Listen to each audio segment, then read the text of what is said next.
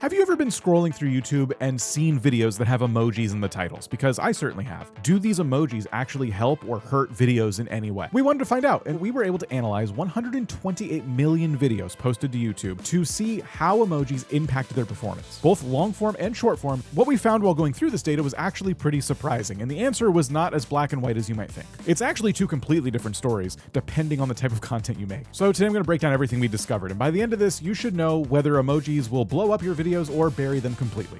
I'm going to start with shorts because this was very interesting. We'll get into longs in a little bit though. We compared over 32 million shorts that had emojis in their titles to 66 million shorts that did not have emojis in their titles. What we expected was like a small difference here, maybe a few percentage points, and that's not what happened. With shorts, it appears that shorts with emojis performed 49% better than the shorts without emojis. And yes, I'm not joking, almost 50% more views simply by adding an emoji to the title. To go a little bit deeper, they also had 13% higher median views, 17% more likes, and 24% more comments. So not only were the emoji shorts getting more views, it seems like they also got more engagement as well. It does appear that shorts creators, though, have something figured out. I will say that adding an emoji to your title isn't going to just be this like hack for more views. I still maintain that you need to have like good shorts. If you're making bad shorts, an emoji's not going to save them. But we'll circle back to best practices in a moment. Let's get into the long form data. We looked at 24 million long form videos, and this is where the story completely flipped. Videos with emojis in the title saw an 11% drop in average views. And yes, that is a drop, but stick with me here because this gets a bit interesting. The videos also had 7% higher median views, 22% more likes, and a huge 40% increase in comments. So what's going on here?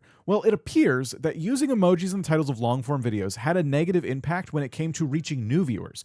But when it came to engaging your existing audience, they did a pretty good job of reaching them and getting them to comment. Think of it this way. It's kind of like walking into a room full of people that you barely know and speaking this totally different language. You're just going to shout emojis into the abyss hoping you make friends. Instead, if you try hanging out in the crowded space and maybe making a few friends first, you can start to ease them into the culture of this emoji language you want to use. I guess here's a better way to think about it. You probably watch YouTubers that have like a name for their subscriber base, right?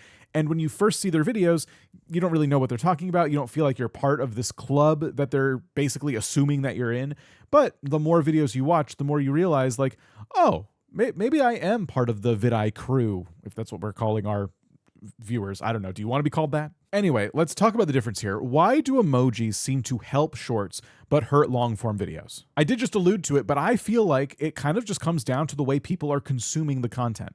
Shorts inherently are a very visual first platform. If you are in the shorts feed and just scrolling, you stop scrolling when something catches your interest, both audibly and visually. So when you're on the YouTube home feed and you have the short shelf there, seeing a short that has a little pop of color because there's an emoji in it might catch your interest. They're also really good at quickly helping people understand the tone of your video.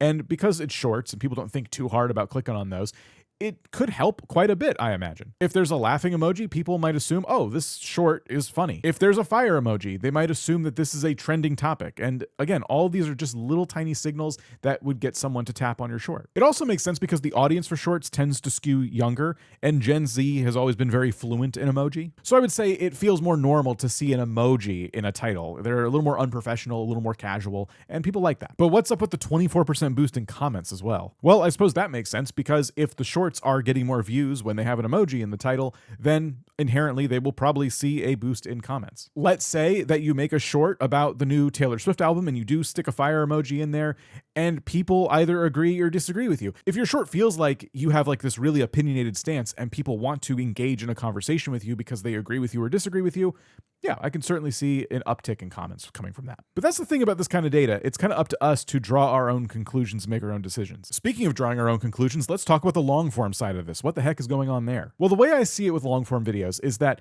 people are a lot more careful about what they click on. Where do they want to spend the next 15 minutes of their time? They're going to be reading those titles carefully and really considering everything before they click. They're searching for answers to questions, or they're about to sit down for a meal and they want a video playing while they're enjoying their meal. Depending on the kind of content, an emoji in the title seems like it could backfire. If your audience is a bit older, or you make content that is more professional, educational, or you talk about news a lot, Having an emoji in the title might feel out of place, and that might harm your credibility. Shorts are all about moving fast through a lot of emotions for viewers, whereas long forms, things are just a little bit slower and a little more thoughtful. For a long form channel to be successful, you need clarity and you have to build trust over time. So now that we've gone over the differences, it's time to talk about what are the actual emojis that we saw pop up the most. Which ones work? There are a few clear winners here, but when it comes to shorts, these were the emojis we saw being used the most and had the highest impact. And again, long form is a different story, but they're not without their own patterns when it comes to using emojis in titles. These are the most used emojis when it comes to long form titles.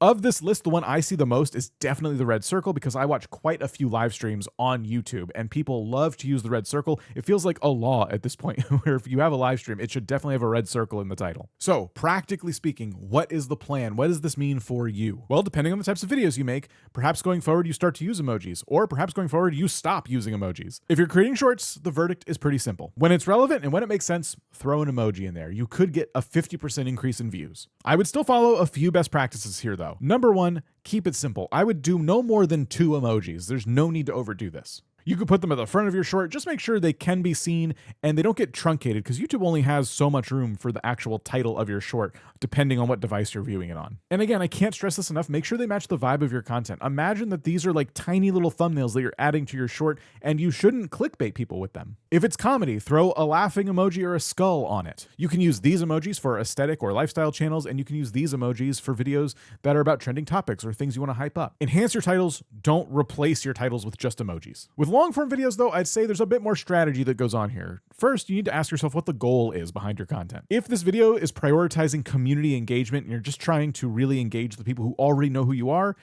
then an emoji, an appropriate one, wouldn't hurt. Especially the live streams, by the way. Live streams are inherently community-based content, and we do them every single week. I'm thinking we start using the red circles because we're already not trying to reach new viewers with those, and after digging into this data, I really want to see what happens. But if you're making a video that is chasing reach, and it's a video intentionally designed to get new people to discover your channel, maybe skip the emojis. And I would say in all cases, if you're making professional content, educational content, the things I mentioned before, just avoid them altogether. You really don't want to damage the credibility of that video. So yeah, with long form, it's a trade-off. 11% less views, but 40% more comments. It's kind of up to you to decide which one you want to lean towards with that particular video. Let us know if you are already using emojis in the titles of your videos, if you feel like they've helped or hurt, and also if you have any other kind of weird questions that we can dig into. We're thinking of doing more data kind of videos like this. So who knows, your question might become our next video. Leave that in there as well, and I'll see you next time.